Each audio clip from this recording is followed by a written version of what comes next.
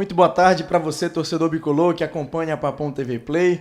Estamos aqui na sala de imprensa do estádio Bampará Curuzu, com o presidente Maurício Ettinger, que vai fazer uma avaliação do que o Paysandu tem apresentado na temporada 2021 até o momento, principalmente depois da classificação conquistada para o quadrangular do Campeonato Brasileiro da Série C. Presidente, boa tarde. Queria começar com o senhor fazendo justamente uma avaliação, um balanço, né, de tudo que o Paysandu apresentou, especificamente no futebol nessa temporada de 2021. Boa tarde a todos. Bom, o Paysandu está aos poucos cumprindo aí o que veio fazer esse ano. Então a gente tinha umas metas no começo do ano, que era primeiro paraense, depois chegar no quadrangular, e a meta maior que é o acesso, e ainda ter uma classificação boa ou ser o campeão da Copa Verde. Estamos aí nessa trajetória. Fomos campeões paraense, agora conseguimos o quadrangular, graças a Deus. Agora vamos ter o nosso objetivo maior do ano, que é o acesso. E nesse meio a gente tem a Copa Verde aí, mas está tudo como planejado por enquanto. A classificação veio no momento em que o time voltava para Belém, né? E como é que foi dar essa notícia para o grupo? Vocês estavam dentro do avião?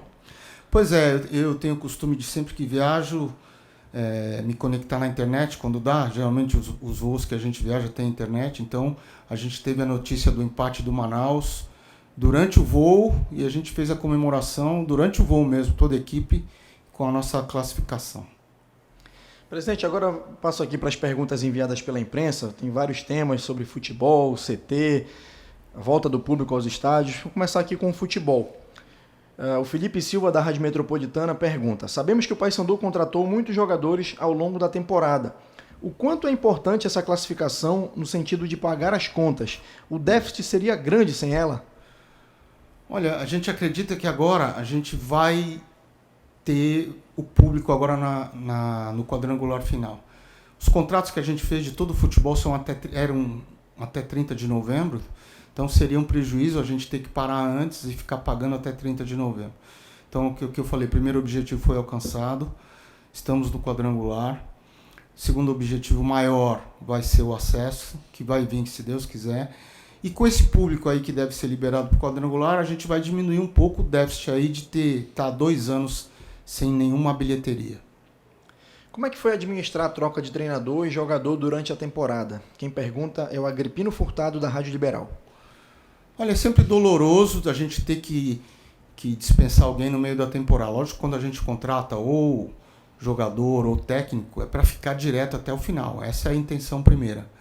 Mas nunca é como a gente deseja, ou na maioria das vezes, algumas vezes não é como a gente deseja. Então, tivemos que fazer 2 trocas de treinador esse ano. Agora vamos ficar aí até o final da temporada. E alguns jogadores não renderam o que a gente esperava. Também a gente teve que fazer mais contratações, algumas dispensas. Mas isso é uma atividade normal aí no futebol. O Caio Rodrigues, do DOL, pergunta: não pode mais contratar para a Série C. O atual elenco é o que ficou previsto no planejamento ou ficou faltando alguma coisa? É uma pergunta parecida com a do Dinho Menezes, da Rádio Clube do Pará. Nas 35 contratações que o Paysandu fez para a temporada, na visão do presidente, o clube acertou ou errou mais? Não, a gente acertou mais. A gente teve poucas dispensas aí, algumas dispensas agora no final que a gente estava até usando o pessoal da base, alguns empréstimos que a gente fez, mas na maioria a gente acertou. Alguns jogadores não renderam o que a gente queria, outros renderam agora no final, estão rendendo agora no final.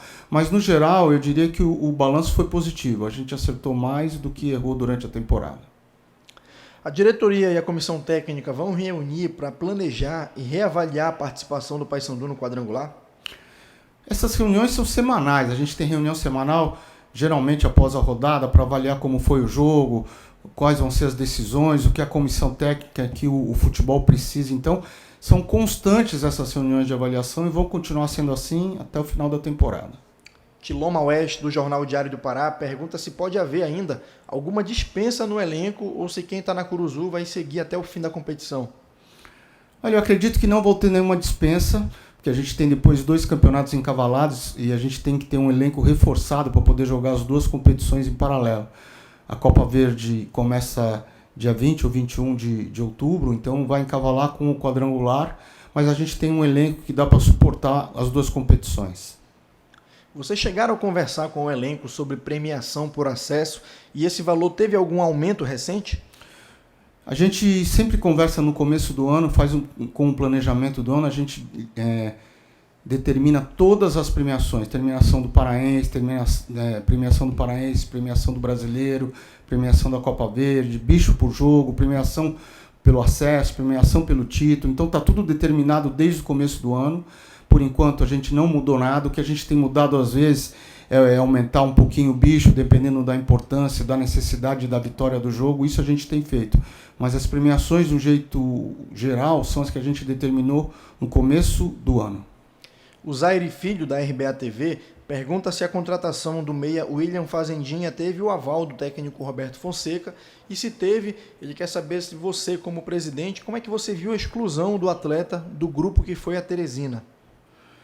Olha, todas as contratações têm um aval da comissão técnica, então da análise de desempenho, do treinador, dos auxiliares, então é sempre discutido muito com a diretoria, com os vice-presidentes, tudo discutido antes de se fechar uma contratação. Aí a gente passa para a negociação e depois a gente chega na negociação final. Essa parte do Fazendinha foi até um pedido que veio nosso, da diretoria, foi avalizada pela análise e pela comissão técnica, mas eu vejo de fácil normal. Quer dizer, no primeiro jogo que a gente teve contra, acho que o Ferroviário, o Fazendinha foi, quem não foi o Aldo, agora foi o Aldo, quer dizer, vai muito de momento de treino, de acompanhamento de treino. Então, o treinador está muito atento para isso, quem está na melhor fase naquela semana. Então, isso aí é normal no futebol, uns vão, outros não vão. Foi uma semana muito pesada, que eles reclamaram muito da não ida do Fazendinho na viagem, mas foi o que eu falei, foi a opção do treinador. A gente ainda tinha 17 jogos, agora nós temos 16 jogos até o final da temporada, e com certeza o Fazendinha vai ajudar muito, como o Zé Aldo vai ajudar, e todos vão ser muito bem aproveitados. Agora a gente passa aqui, presidente, para um outro tema, que é a volta do público aos estádios, né? A torcida vive essa expectativa. Houve uma reunião com a Prefeitura de Belém, né, na semana passada, e o Bruno Amâncio, do GE, pergunta: com o quadrangular próximo, há alguma movimentação da CBF em relação a essa questão da liberação de público? Olha, a gente tem mais o último jogo agora da fase preliminar, que vai ser contra o Manaus, sábado agora na Curuzu. Para esse jogo não vamos ter público. A CBF já sinalizou que vai fazer uma reunião a semana que vem para a gente discutir público do quadrangular, que eu tenho certeza que vai ser aprovado. Essa reunião da Prefeitura determinou que para participar, para poder ter acesso, precisa 2 doses de vacina, não precisa de teste, mas precisa ter as 2 doses de vacina e 30% da capacidade do estádio. Então isso nós já passamos para a federação já passou para a CBF, está tendo uma conversa muito boa entre federação e CBF, que tem nos ajudado muito, e acredito que semana que vem vamos ter essa conversa com a CBF e vai ter essa liberação automática do público. Com essa permissão de 30%, já há uma previsão dos valores dos ingressos? Ainda não, a gente está montando aí o esquema que vai precisar de vigilância, de orientação, para que use máscara, para ter distanciamento. Então nós estamos montando tudo isso, chegando no nosso custo. Nós vamos ter prioridade para quem já é sócio do Paysandu, quem tem um sócio em dia vai ter prioridade de acesso.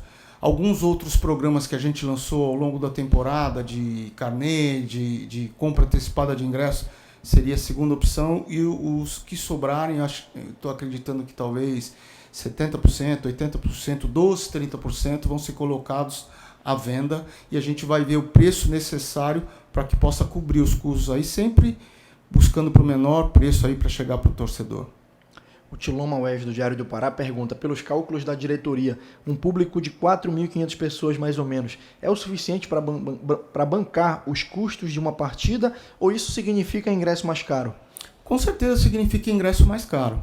A gente não pode manter o preço do ingresso lá embaixo com um custo elevado. Então a gente está calculando o custo, como eu falei, para chegar no preço que precisa ser o ingresso para cobrir os custos aí.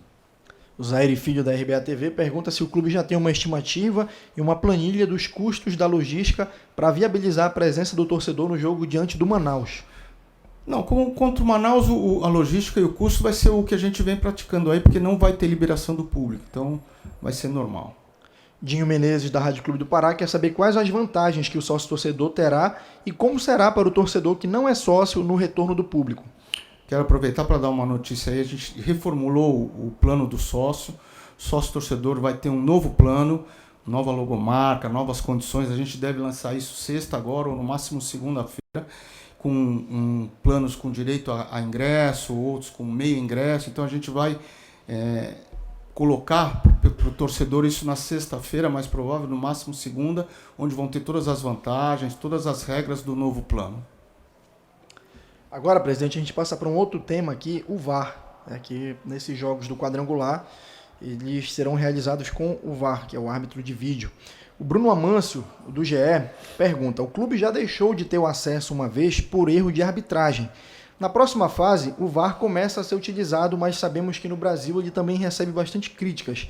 Como o clube tem se preparado para a inclusão dessa tecnologia, que pode ser decisiva nessa fase, e se os jogadores já receberam algum tipo de palestra sobre o VAR? Em agosto, a gente fez uma visita na CBF de 2 dias, e um dia foi só na parte de arbitragem. Fomos muito bem recebidos pelo Caciba, pelo pessoal dele, e nos explicou, nos mostrou o VAR, as vantagens, todo o funcionamento. Eles vão vir aqui nos clubes, nos 8 clubes aí do quadrangular final, para ajudar a montar sala de VAR específica, para poder aí sim a gente passar para os jogadores. Mas é uma evolução que está vindo para o futebol, veio para ficar, e a gente está se adaptando a ela aí.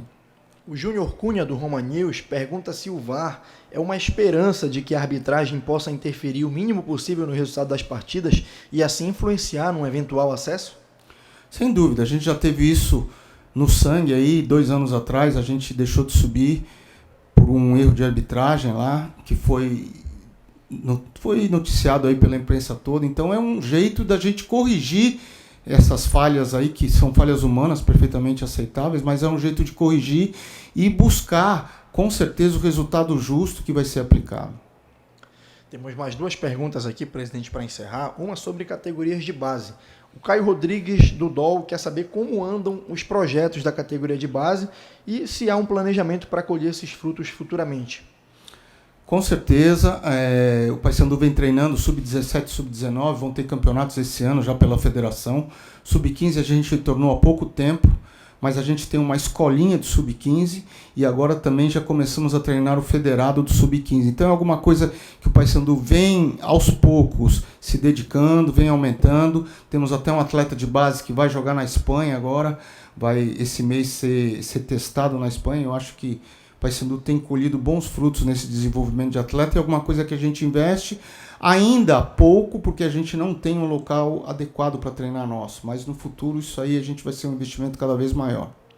E para finalizar, uma pergunta sobre o CT. O Caio Rodrigues do DOL quer saber como é que andam as obras do CT. A previsão para a entrega de um dos campos era para setembro, né, segundo o Arnaldo Dopaz, o diretor de obras e patrimônio do clube. Realmente a gente deu uma segurada aí, a falta de verba aí acentuou. A gente deu prioridade até para deixar a folha do elenco em dia, como está hoje, folha dos funcionários em dia também. Então as obras diminuíram um pouco o ritmo, mas estamos retomando aos poucos aí, organizando a casa, e já devemos estar no primeiro campo já para começar a última camada e já começar a parte de drenagem. Como eu tinha falado, a grama está comprada, eu acho que não falta muito. Se Deus quiser, esse ano ainda a gente está treinando lá.